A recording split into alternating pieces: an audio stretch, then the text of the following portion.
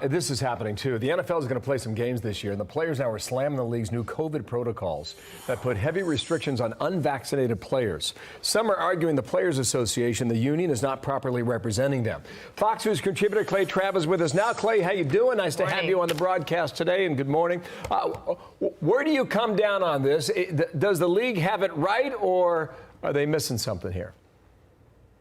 Bill and Dana, thanks for having me on. You guys do great work. The league's got it wrong. And look, what they're trying to do is not officially mandate that everybody get the vaccine, but they're trying to make it so uncomfortable for the players who don't get the vaccine that they basically by default have to do it. In other words, they're keeping restrictions on players.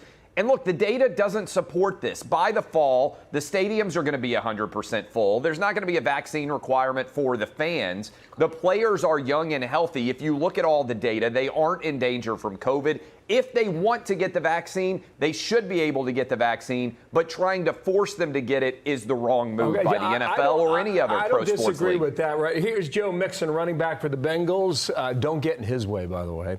He says this, the league, the NFLPA, the union rather, is not for the players. They act like they represent us, and they clearly show us different time and time again. I love everybody, and I show love to everyone, vaccinated or not. In all caps, he says, I respect everybody who decides to get the vaccine or not. I'm not against either. I will fight and die for a respected decision. To your point, though, the vaccine works. And this is the way the NFL and even Major League Baseball now, they're not wearing masks in the dugout as they had been during games for a long time. This is how they encourage other players to get the shot. I think that's what's at work here. Would you agree? Well, I don't think there's any doubt that's the intent of the NFL, but I would say there's a difference in sports that started in the spring, the NBA certainly, which started in the winter, Major League Baseball, which started in the spring, and where we're going to be, Bill, by the fall, which is a lot of these players may have already had COVID. If you've already got COVID antibodies, what are you getting a vaccine for? I just don't think the league itself should be getting involved. Let me give you an example, Bill and Dana, too.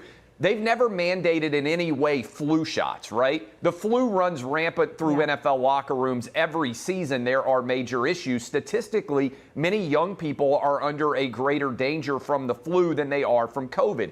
If you are elderly and you're coaching, if you're over 65, you should get the vaccine 100% because it works. But everyone should analyze their own health risks and also analyze whether or not they might have had COVID already and still have the antibodies from that. I just don't think the NFL should get involved. I think Joe Mixon's point is a good one. The Players Association should be fighting for player freedom, not allowing the teams to mandate effectively this vaccine by putting all sorts of restrictions on players who don't make the choice to get the vaccine. It just seems to me like the NFL keeps stepping on a rake.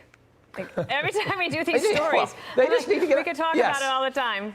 Clay, it was great to see you today. Thank you so much. Hope you come back, Trey. For sure. I appreciate you all having me. Thanks a lot. Yeah. Hi, everyone. I'm Brian Kilmeade. I want you to do me a favor. I want you to click to subscribe to the Fox News YouTube page. This is the only way that I know for sure that you're not going to miss any great commentary, any great news bites, any great interviews coming your way on Fox. You can get it all here on YouTube. So subscribe right now.